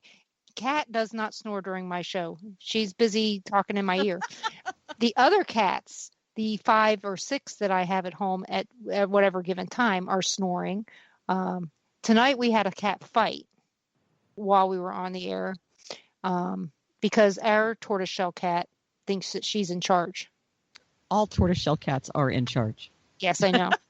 And so she thought that she needed to get everybody out of the room, and she has no claws, so she's beating them pretty good with her declawed hand or paw.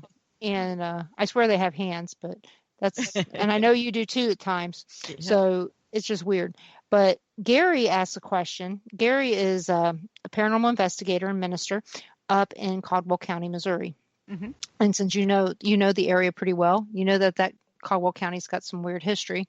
Uh-huh. But his question has to do with ITC devices. He's asking if you've ever used the Echo Box. I've kind of played around with it. It's interesting. I'll say that about it. It's, I always tell people I change my mind all the time. And if I'm wrong about something, I will let you know I was wrong about it. Like when EVP when I first started hearing about it, I thought, because they were saying back then that you had to use white noise in the background, and the ideal way was to put it between 2 radio stations. And I immediately thought, you're picking up the radio stations. And I didn't think that was a real thing until I accidentally recorded one. And then I realized, wait a minute, so I'll change my mind. Okay, I see what's happening here. And, I kind of, in that way, a little bit about the boxes and the sounds. I'm hesitant and a little skeptical in a good way that it could be. It might not be. I'm not going to say it absolutely isn't, but I'm also not going to say it absolutely is. And I have definitely seen some people use them as an amazing tool. So I think I just need to play around with it a little bit more and get a little bit more familiar with it before I have a verdict. Believe me, I'm the same way. I'm one of those people. I'll go and look at the code on an electronic type. Oh yeah.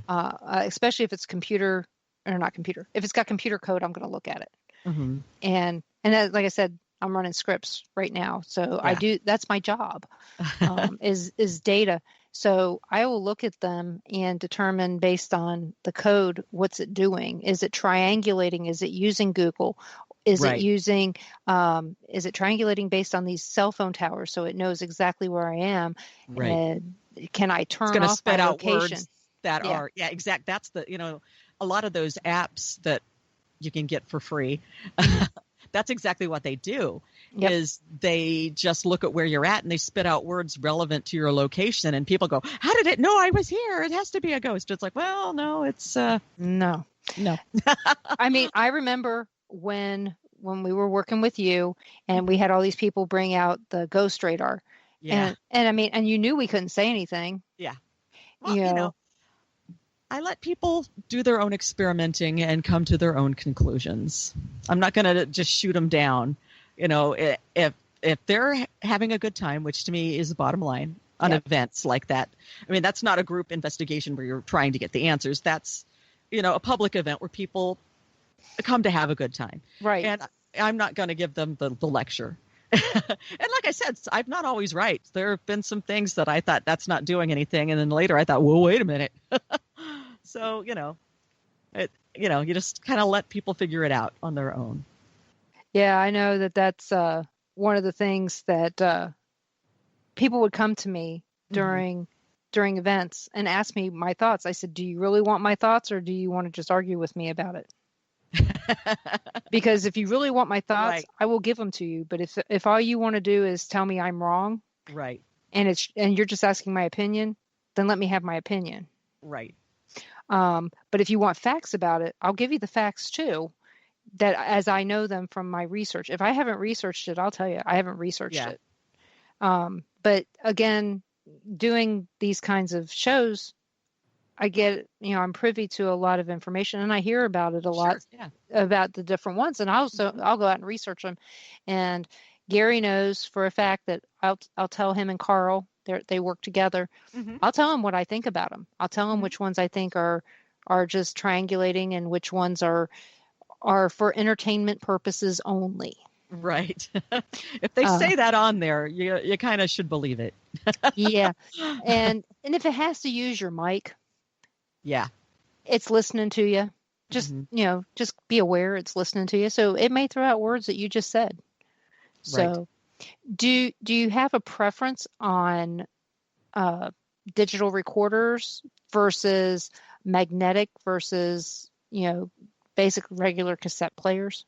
That's another one because I'm old school. I've been around a while.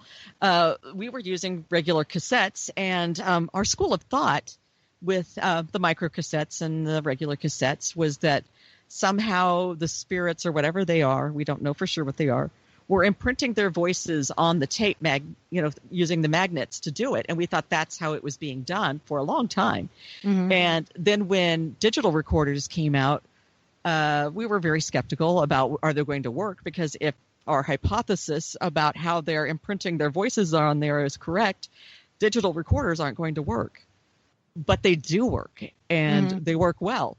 So that hypothesis flew out the window. And, I found people can get EVP even with the app on their phone, just the memo app. So I don't know that there's any I would say are better than others. I just say whatever you're comfortable with using.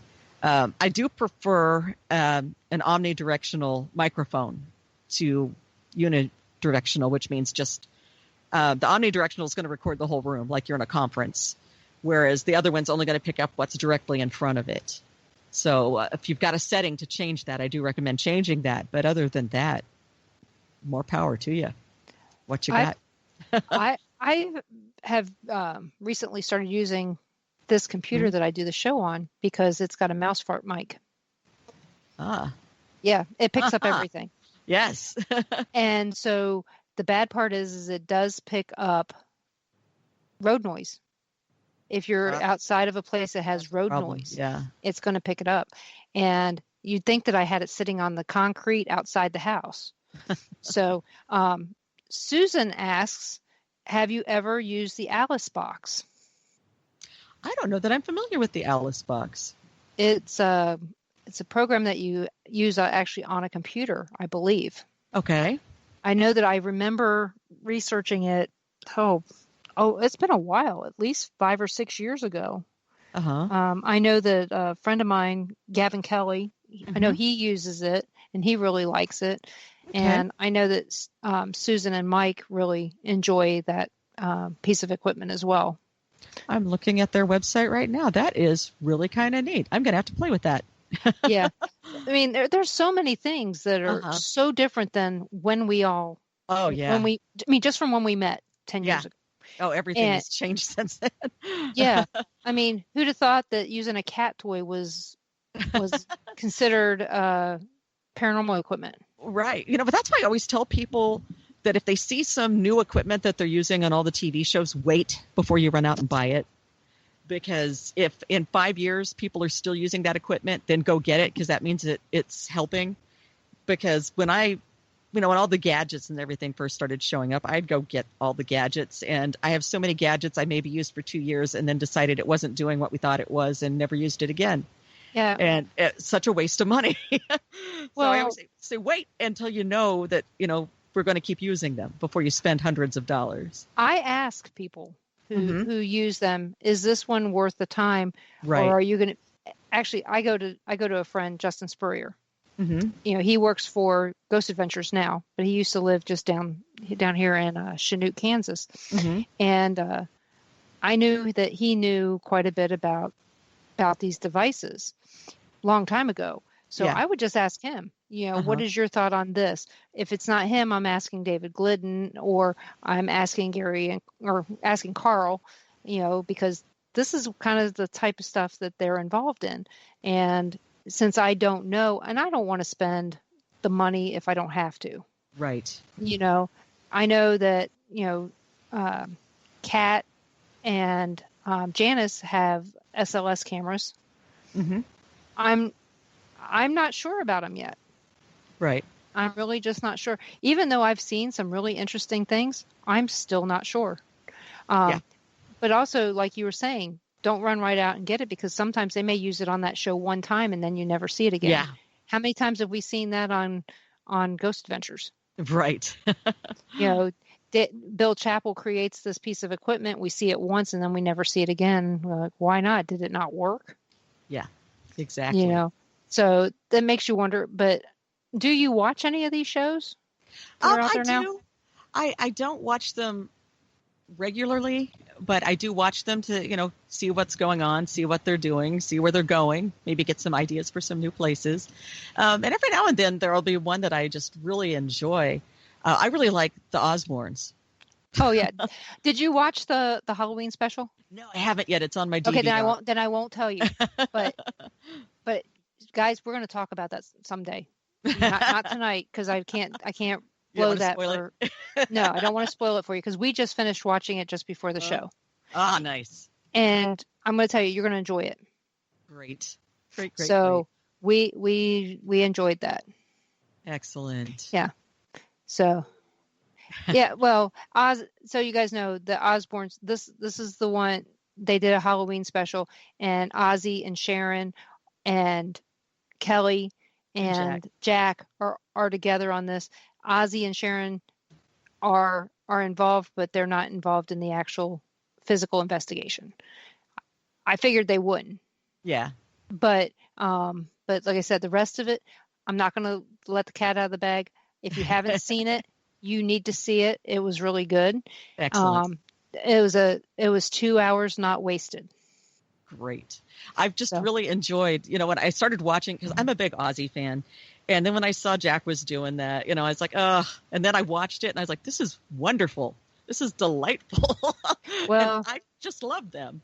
The good news is with Jack, you don't need subtitles. I understand Ozzy. Well, we know well, the thing is you just have to know that there are certain words that are verbs, nouns, that are not necessarily verbs and nouns, or adjectives. Right. Adverbs. So just be aware that one word can be so many things. But they do subtitle him frequently, I've noticed. Yes. And one thing that I noticed is Sharon is much more, needs to be censored sometimes more than Ozzy. Oh, yeah, absolutely. So, but like I said, if you haven't seen it and you like Paranormal Activity, whether you like the Osbournes or not, you're going to like it. It's really a very good show. Excellent. I kind of hope that they do this more often. Mm-hmm. So that's my opinion. Like I said, we all have one. Yep. That's fine. And I know that there are some shows on there that I wish they would cancel. But again, because we do this, I watch them. Yeah. I yell at them. them. Well, it's like football. People are going to ask us about it, so we kind of have to watch them so we can answer questions. Yeah, and well, it's not only that, they'll ask you intimate questions about the people, and I'm like, I don't know them. I still have that problem. It's like, yeah, it's like I don't even know that name. I don't know that person. I don't know who you're talking about. Right, and I laugh a lot about it, but on some of them, yeah, I do know them. I do know them personally, and then I hear people say nasty things or not so nice things, and I have to correct them and go, yes, you're allowed your opinion, but I don't want to hear your opinion on this, because I am friends with this person. Right. So, and when I say friends, usually I've met them personally, not just friends with them on Facebook. I actually know them, and it's like, because if somebody said something negative about somebody and you like that person, it doesn't matter what they have to say. You still like that person. Yeah. Exactly. And you just don't want to hear it. And you just tell them, you have that opinion. I have mine. Let's leave it at that. So, but I will say, I do agree. I really enjoy Jack. Yeah. And I know Kat does too, because she was actually on the old Paulding jail one with Jack and Katrina. Oh, fun. And so she got to meet them. So she enjoyed them. She thought that show was very well produced. Excellent. And I think that they did a good job with some of those shows. I don't know which one. There was a couple that I saw that I think that the owners of the location took privilege. They didn't do their homework. They didn't have a real history, so they told them the legend that they wanted them to know. But isn't that the case with a lot of these shows? Yeah, I think it unfortunately is. They go with the one that they think that they can prove. Mm-hmm. So, I'm going to go back to these other questions that I have. Okay. In the Kansas City area. What is the if I could only go to one place in the Kansas City area, where would that be? To find a haunted location? Mm-hmm. Yes. Look for ghosts? What's interesting about so many of the locations is that they aren't open about that. They're kind of quiet. But there are a few that are very open about it. And I would say 1859 Jail Museum, when they reopen after COVID, because all the Jackson County museums are closed right now. And Vail Mansion, for sure, Vail Mansion. Bingham Wagner Estate. The John Warnell House. Been there, done that. And Union Station. Been there as well. Yep. Those would be my list. And then, of course, any of the old hotels. But it's really difficult there to, actually do anything because of the amount of people. And you can ask for a haunted room and then maybe get something. So. Have you been out to the Hall of Waters? I have, not to do an investigation though. I've just been there as a tourist. Okay, because I know that was one of the places that they're doing now. Mm-hmm. I think they started that before Stephanie had cancer. Yeah. Yep, they did. Before she was diagnosed, I know that Stephanie and Jan from Kansas City Paranormal were doing tours out there. One of the places that I told people was haunted that was never admitted to being haunted until after I said something was I'm serious, the Ottawa, Kansas Theater. Oh, yeah? Yep, I'm the one that told everybody it was haunted, but nobody will let me investigate it. I'm like, I didn't have to investigate it. I saw the spirits walking down the aisle, and and after I said that is when they started doing tours. Interesting. I was like, okay, well, do you want the truth or do you want to just go with your history that you have? And they say that it's haunted by some guy who died in World War One. And I'm like, he died in World War One. Possibly not here, but they said that he died in the building. I'm like, no, there's no proof of that. I researched it. There would be a death certificate. Right. Especially because it was after 1905. Yeah. And but you know what? We're at our last break. Oh. You're listening to WBHM-DB.com. Wow. I've lost it again.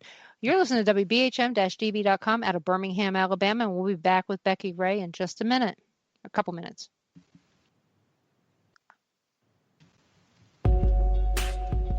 You're listening to WBHM Digital Broadcasting, the best in paranormal talk, only on Paranormal Experience Radio, broadcasting live out of Birmingham, Alabama.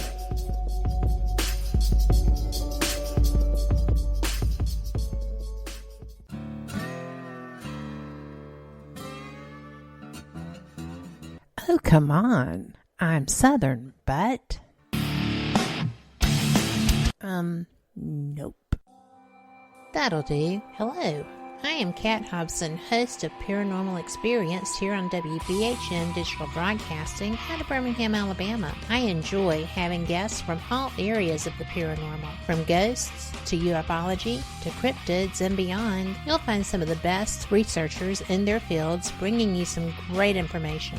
Join me on Wednesday nights from 8 to 10 p. Eastern here on WBHM Digital Broadcasting.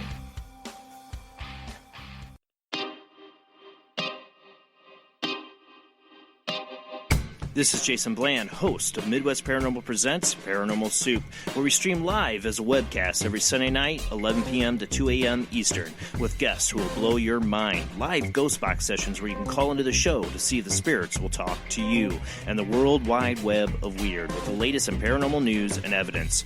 We're bringing the weird every Sunday night, 11 p.m. to 2 a.m. Eastern on our Facebook page and YouTube channel. Don't forget to follow and subscribe.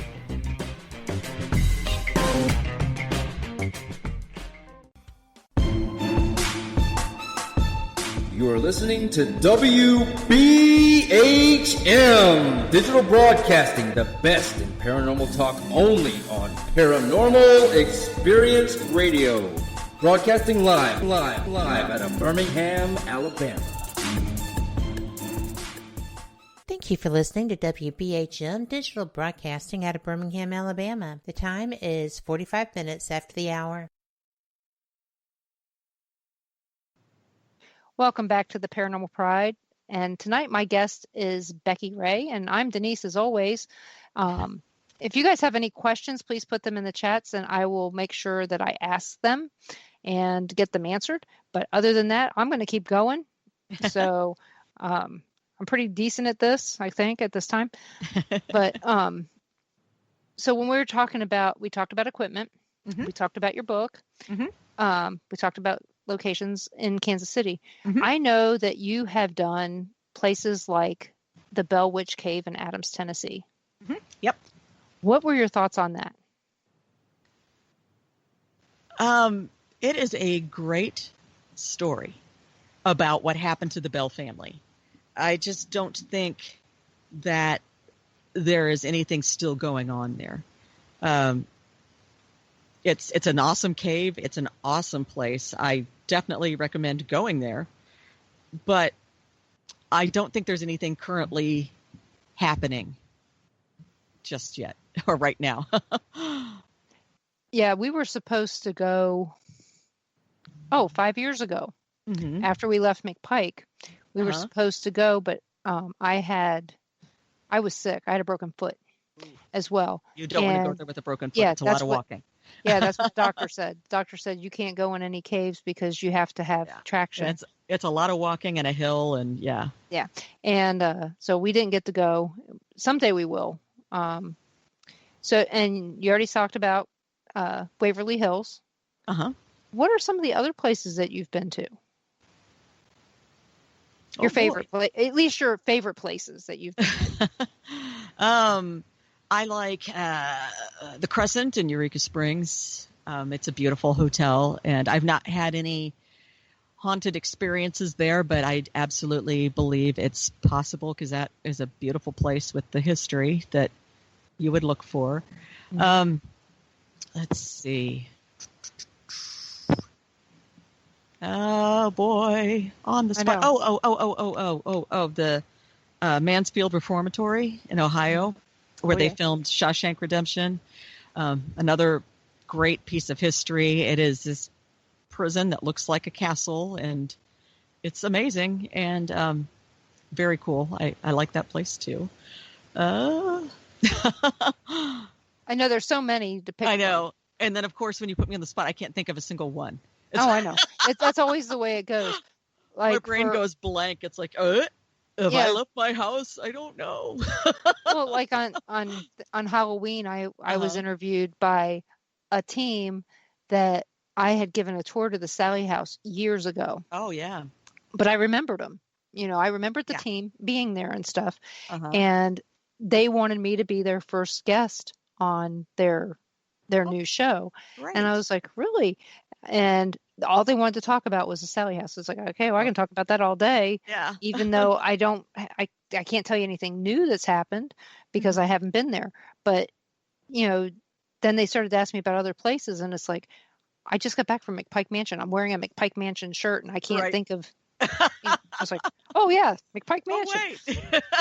And because I don't wear advertising for anything. So if I'm wearing advertising for a location, then it's got to be good. So have you been up to any place? Have you been to the Villisca Axe Murder House? I have. I've been there several times. Oh, and up there in Iowa, there's all sorts of places. Oh, yeah.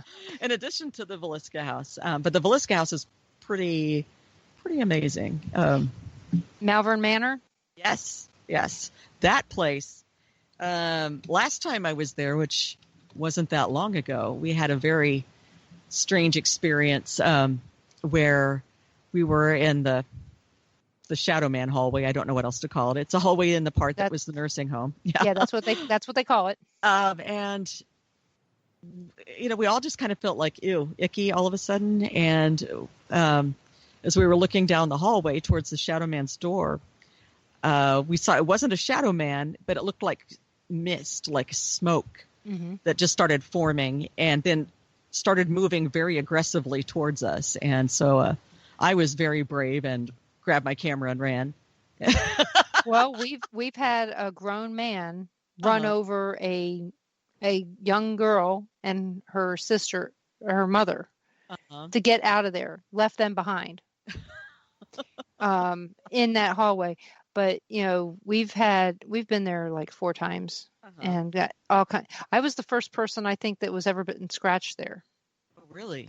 Yeah, Josh was shocked because it happened in his office.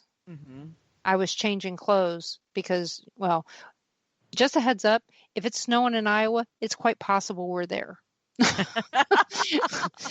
Even if it's bring July. The snow. Yeah, bring the snow. Josh knows every time there's no snow in the forecast, we show up it's snowing.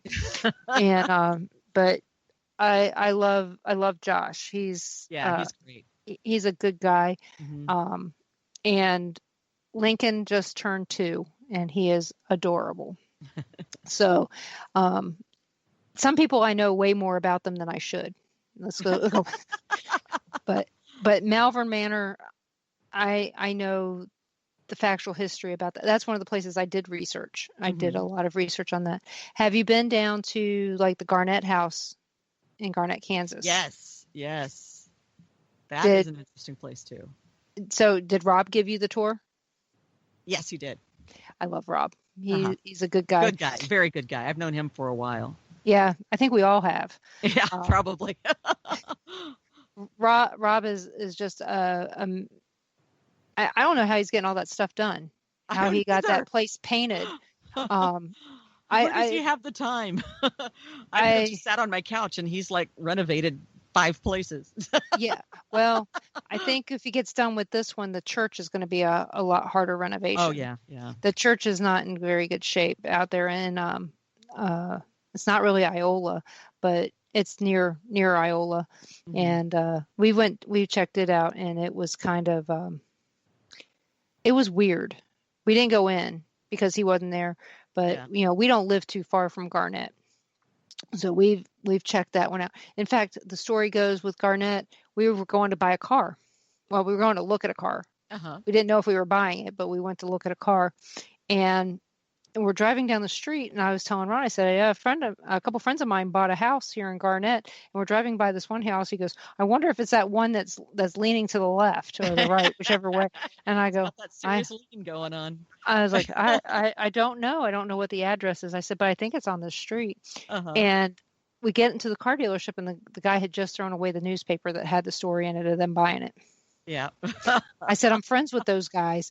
And he goes, really? I go, yeah. I said, I know him personally. I said, I could pick him out of a lineup, and so that kind of got me. And then Janice, that was in one of the chat rooms, she's investigated that before they bought it.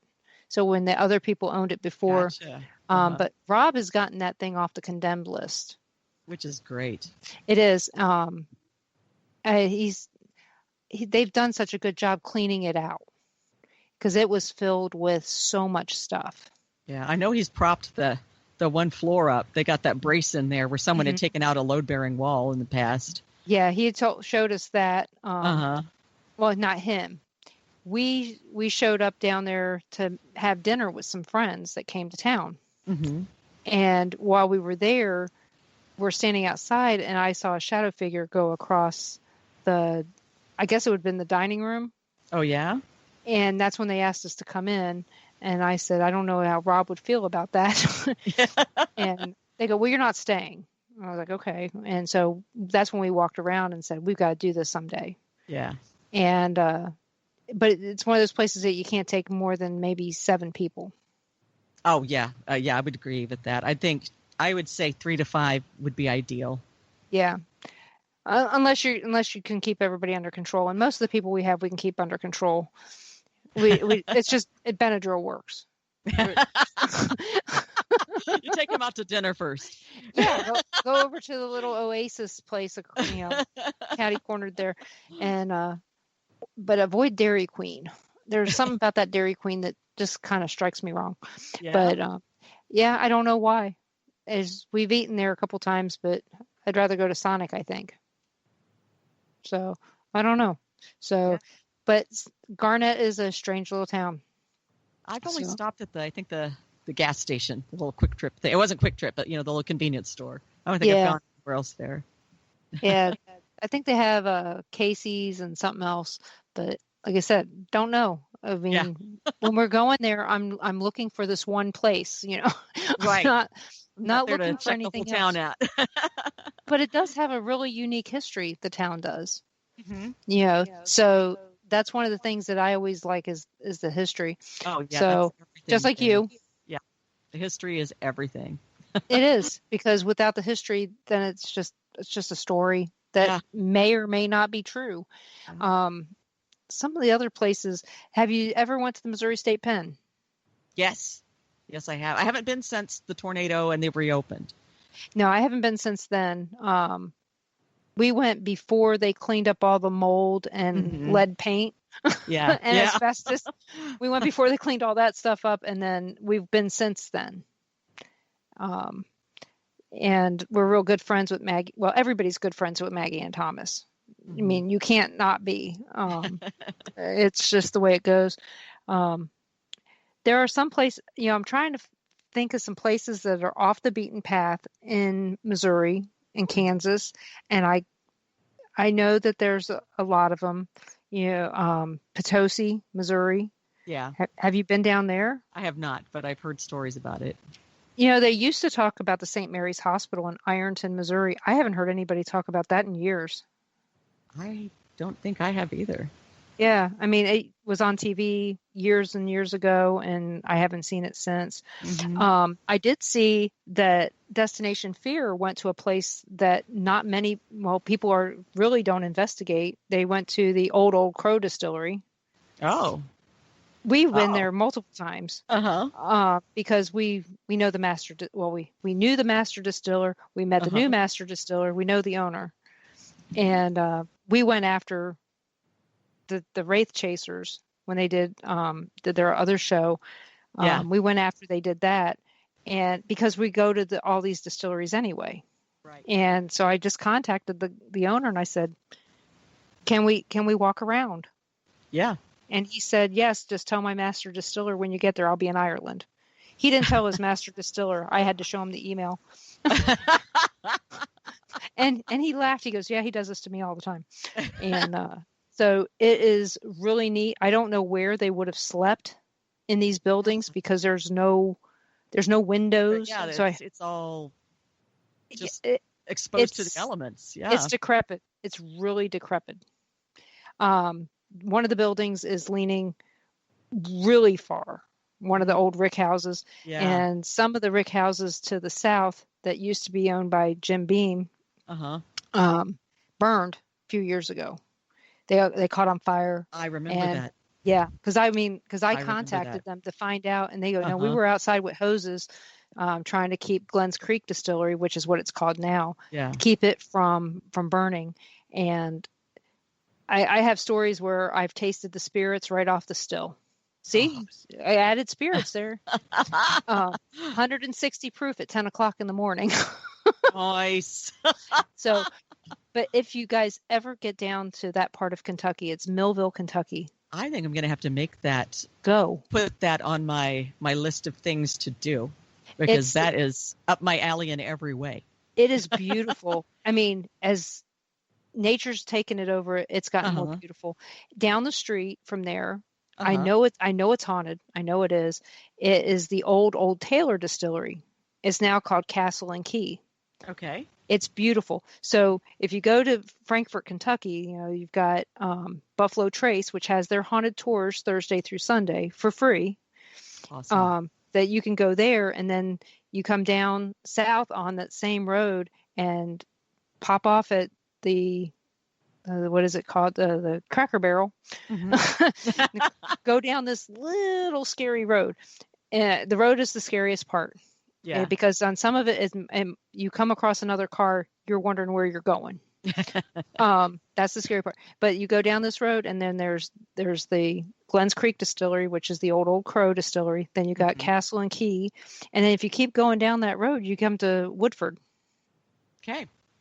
And there's some other distilleries that are haunted down in that area as well. The Turkey. What is that? Turkey? Yeah, Wild Turkey. They're still. Well, that one's haunted as well. And if you go to the Four Roses, you can see the Wild Turkey rick houses from there. They rent some of them.